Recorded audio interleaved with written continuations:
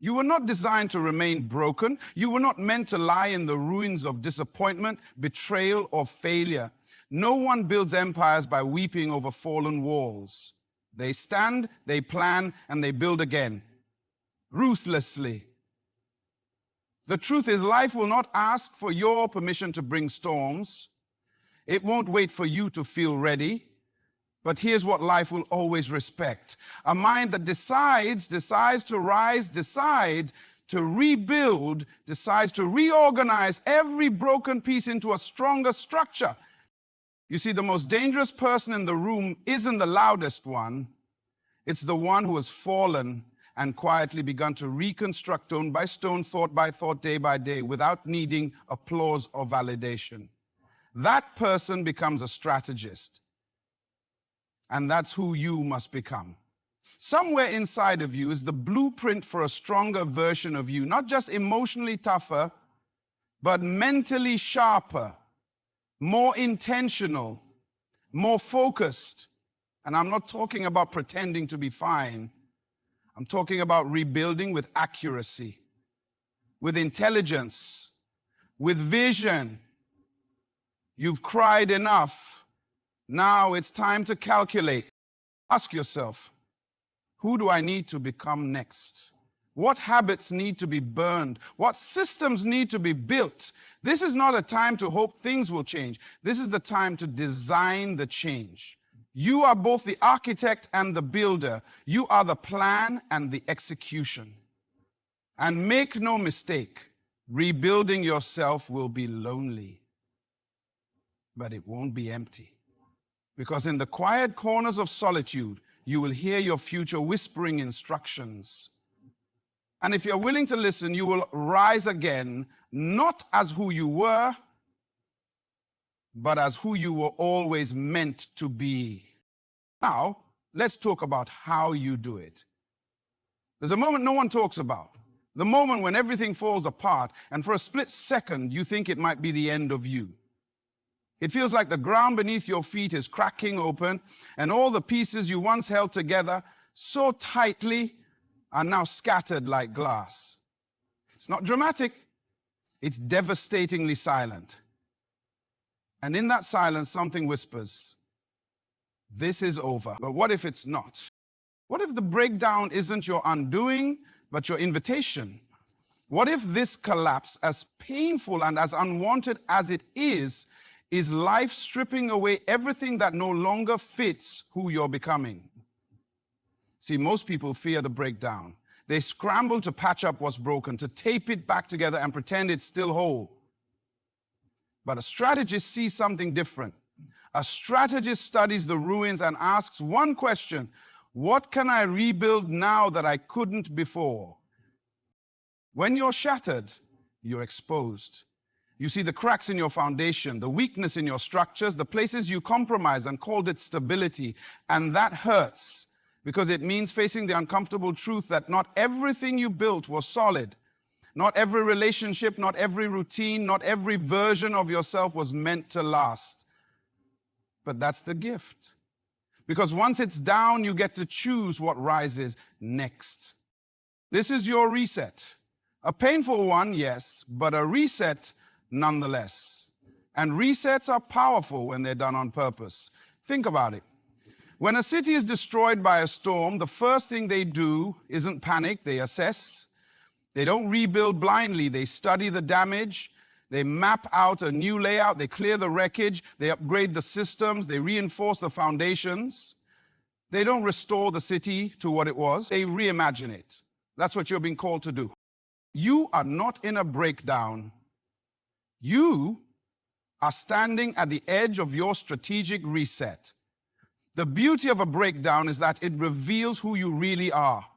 Without the titles, the distractions, the noise, it peels you back to the core. And that core, raw, real, and resilient, is where your true power lives.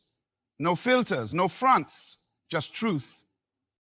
I won't lie to you. It hurts, sometimes deeply, sometimes daily. But you must understand, pain is not the enemy of growth. It's the signal, it's the alarm.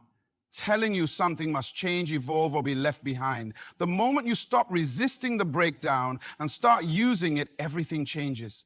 Let your breakdown inform your rebuild. Let the pain become your blueprint. Pay attention to what broke you, because that's exactly where the reinforcement is needed. Study the patterns. Study yourself. Don't rebuild what collapsed. Design something unshakable instead. There's power in this moment, but only if you stop running from it. If you're brave enough to face the ruins, you'll find the architecture for something greater, not just bigger, but smarter, more refined, more honest, and far more resilient. This isn't the end. It's the draft of your next beginning. And it starts when you stop fearing the fall and start embracing the strategy behind it. Once you've faced the wreckage and acknowledged what broke, the next step demands something far more difficult: detachment.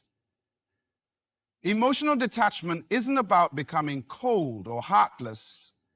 It's about becoming clear. If you rebuild yourself while still emotionally clinging to what destroyed you, you will recreate the same cracks in a different form. And that's not healing, that's recycling pain. See, emotion is powerful, but in moments of reconstruction, it can be deceptive. Pain screams louder than truth. Anger drowns out reason. Nostalgia will lie to you. It will whisper, go back, fix it, try again. But the strategist in you must rise above the noise. Not to deny the emotion, but to lead it. You are no longer building from feeling, you're building from vision. You must learn the art of stepping back, mentally, emotionally, psychologically, and seeing yourself like an architect would see a site, not for what it was, but for what it could become. And that requires clarity, cold, focused clarity. Imagine a chess master preparing a comeback. They don't move out of panic. They don't make decisions out of wounded pride. They observe. They study the board. They ask, where is the opportunity now? You must become that precise with your own life. Detach from the version of yourself that was desperate to be accepted. Detach from the habits that gave you comfort but cost you growth. Detach from the emotions that served as armor but now weigh you down. It's not easy, but it's necessary. Because when you are emotionally tangled in what you're trying to evolve from, you can't see straight. You build crooked, you react instead of create. Let's be honest. Some of us hold on to pain because it gives us identity. We carry betrayal like proof that we were real. We carry loss like evidence that we loved deeply. But the strategist in you must make a decision. Is your pain going to be your identity or your information? Will it anchor you or instruct you? When you detach, you create space to think, and thought is where transformation begins. Detachment allows you to evaluate without distortion. It's not about pretending you don't care. It's about choosing what deserves your care going forward. Not everything that hurts you is worthy of being carried into your rebuild. Some things were never meant to survive the collapse. Let them fall. And here's the truth no one tells you. Emotional detachment can feel like betrayal at first. You'll feel guilty for moving on. You'll question if you're being heartless. But remember this, choosing clarity is not cruelty, it's survival. You're not rejecting your past. You're outgrowing it. You're not discarding your emotions, you're learning how to govern them. Every builder knows that emotion must sit in the passenger seat while vision drives. Feel, yes, but build with intention.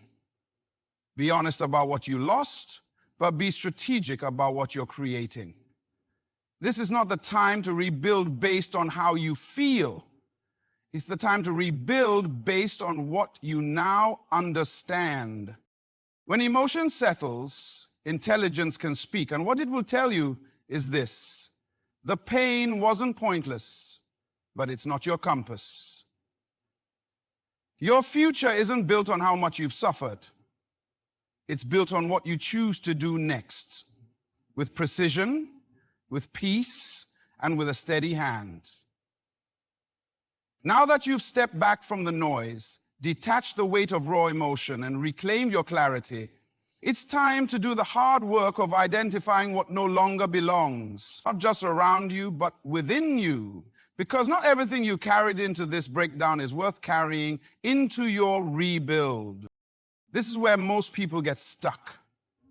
They want a new life, but they're still holding on to old thinking. They want to evolve, but they're afraid to release what once gave them comfort, even if it now causes chaos. But a ruthless strategist doesn't build by accident. They make decisions, deliberate, honest, and sometimes painful decisions. You must ask yourself, what no longer serves the future I'm building? Could be habits, those small repeated behaviors that seem harmless but rob you of focus, energy, or time. Could be relationships, connections that once felt like support but now drain your momentum. It could be mindsets, beliefs you've repeated for so long you've mistaken them for truth. I'm not good enough. I always mess things up. Maybe this is just who I am. But here's the reality. You're not rebuilding a comfort zone. You're rebuilding a command center. You're not here to repeat. You're here to redesign. And that requires brutal honesty about what must go. The challenge is some of the things holding you back won't look harmful. They'll look harmful. They'll look familiar. And familiarity is dangerous because it tricks your mind into thinking you're safe when really you're stuck. Some of the beliefs you hold close were never yours to begin with. They were passed down, picked up, or planted by fear. But just because something has history doesn't mean it has a future. You must audit your environment like a strategist audits a battlefield. What gives me leverage? What weakens my position? What needs to be fortified and what needs to be eliminated, no matter how emotionally attached I am to it? There's no room for dead weight in a design meant to elevate. Every room in your life, your mind, your time, your energy must be cleaned out with precision. And yes, it will feel uncomfortable. You may question, what if I let go of the wrong thing? But here's the truth. Letting go of the wrong thing never ruins you. Holding on to it does. Sometimes growth requires subtraction, not addition. It's not about doing more. It's about doing less of what no longer aligns. A strategic life is a simplified life. And simplification doesn't mean small. It means sharp. And this isn't just about the external. Some of the most dangerous things keeping you stuck are invisible. Self-doubt disguised as humility, overthinking disguised as preparation, procrastination dressed up as patience. We've got to strip it all down and ask, is this helping or hindering who I'm becoming? A strategist doesn't just build, they protect what they're building. They don't allow clutter, mental, emotional, or physical, to contaminate the vision. They understand that energy is limited, and every leak, every toxic habit, every draining relationship, every outdated belief is costing them the strength to execute. You are not just cleaning house, you are making space for a structure that can stand storms, and the less you carry, the faster you move. So don't be afraid to release. What you let go of today could be the very thing that unlocks the space for what you've always needed. Let it fall away so what's meant to rise can finally breathe. Once you've cleared the debris, detached from emotion, and cut away what no longer serves your future, you're left with something sacred: space. And in that space, you now have the power and the responsibility to design a system that supports the new you, not a fantasy, not wishful thinking, a system. Because hear this clearly, change doesn't happen by inspiration alone. It happens by structure. If you don't install systems that support your evolution, you'll slowly drift back into the patterns you fought so hard to escape. The strategist in you knows that discipline is not punishment, it's protection. Structure is how you defend the person you're becoming. You need to think beyond the goal. Everyone has goals. But goals without systems are like seeds with no soil. You may have a vision of the life you want, the clarity, the purpose, the confidence, but what will keep that vision alive when you're tired, unmotivated, or overwhelmed? That's where systems come in. Systems create rhythm. They turn powerful moments into sustainable movements. They take the guesswork out of growth. You don't rise to the level of your potential, you fall to the level of your system. So the question is, what does your system look like? Let's get real. It's not enough to say, I want to be focused. What's your system for focus? Do you have boundaries on your time? Are you protecting your mornings? Are you curating your environment for clarity, or are you drowning in distractions? You say, I want to be mentally strong. Great. But what's your system for mental renewal? Do you journal? Do you track your thoughts? Do you challenge your inner dialogue with evidence? Or do you just hope the negative voice disappears on its own? Systems give your decisions a home. They give your future a container to grow in. Without a system, everything is random, and randomness is the enemy of excellence. The strategist doesn't hope to feel different. They plan to think different, behave different, and live different. Let's say your system is your morning. How you start the day determines how you lead the day. A builder wakes up with structure. Maybe it's reflection, reading, movement, planning. Whatever it is, it's intentional. It's not about copying someone else's routine. It's about designing one that strengthens your foundation. Or maybe your system is about energy. You start guarding your sleep, your conversations, your nutrition, your mental inputs, because everything you consume either builds or breaks you.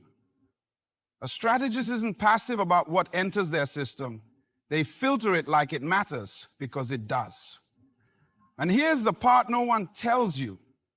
Systems don't feel glamorous. They're repetitive. They are often quiet. They rarely get applause, but they keep you anchored when emotions shift and motivation runs dry. They keep you rebuilt from collapsing under pressure.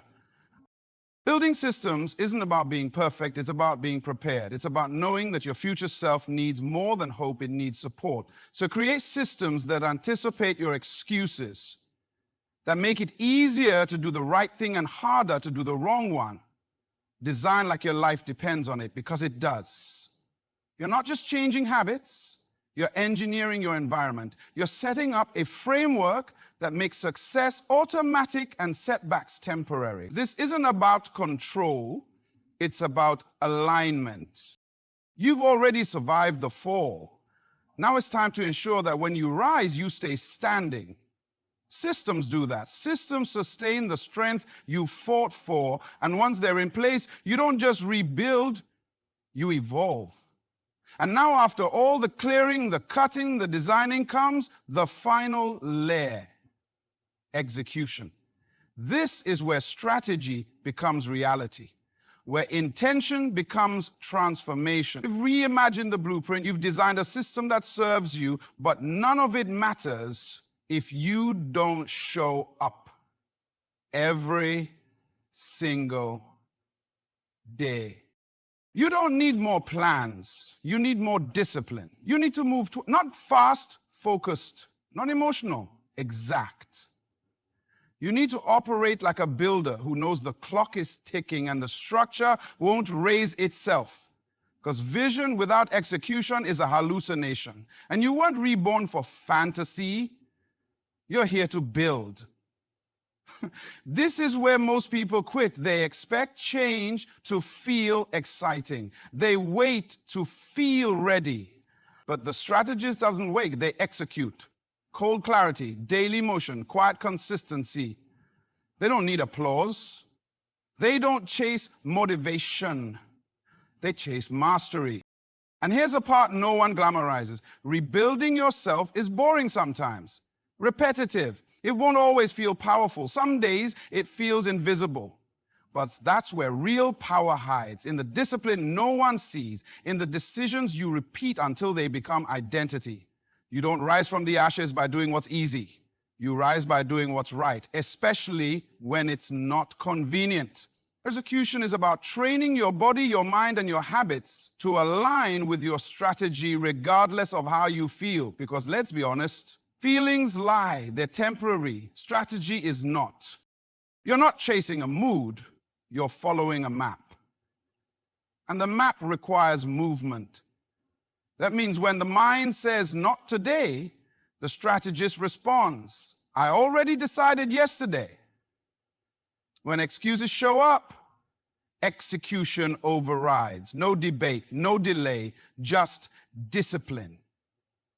That doesn't mean you move like a machine. It means you move with meaning. You begin to see each small action as a brick, another piece of the structure that will one day house the life you've envisioned. Miss a brick and the wall weakens. Lay it daily and the vision rises. Execution is what separates dreamers from builders. And you didn't come this far to dream. Let's get practical. What does this look like? It's waking up and reviewing your system even when no one's watching. It's saying no to distractions that don't align with your build. It's keeping your promises to yourself when the world gives you 1,000 reasons to quit. It's choosing consistency over chaos, clarity over comfort, discipline over drama. And it's not about being perfect. It's about being committed. You will slip. You will face days when the rebuild feels heavy. But remember, your system is your safety net and your execution is your ladder. Together, they keep you moving upward. You are not reacting anymore. You are responding strategically, calmly, deliberately. The same way a master builder doesn't second guess every nail, they follow the blueprint. So must you. Every time you execute with discipline, you cast a vote for the future you. You reinforce the new identity you're building. You prove to yourself day by day that you are no longer who you were. And you're not going back. So keep laying the bricks. Keep honoring the plan. Keep executing, even in silence. Because the world may not see your foundation yet, but when the structure rises, they will. You've faced the ruins. You've detached from the noise. You've cleared what held you back. Built systems that protect your rise and commit to executing with ruthless clarity. Now hear this. You are no longer in recovery. You are in reconstruction. You are not weak for having fallen. You are dangerous because you got back up with a blueprint. You are not just surviving, you're building something unshakable. Brick by brick, thought by thought, habit by habit. And no one sees it yet, but they will. Let this be the moment you stop waiting for permission. Let this be the day you stop negotiating with fear. You don't need more time, you need more action.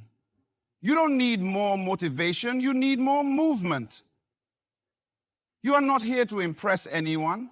You are here to become the version of you who was buried beneath the noise, the pain, and the fear. So rise, not with noise, but with intention. Rise, not with force, but with focus. And when the world tries to measure you by your past, let your discipline speak for your future. Build yourself like a strategist, move like a builder, think like a visionary, and execute like your destiny depends on it. Because it does. Good luck on your journey. And thank you for deciding to rise.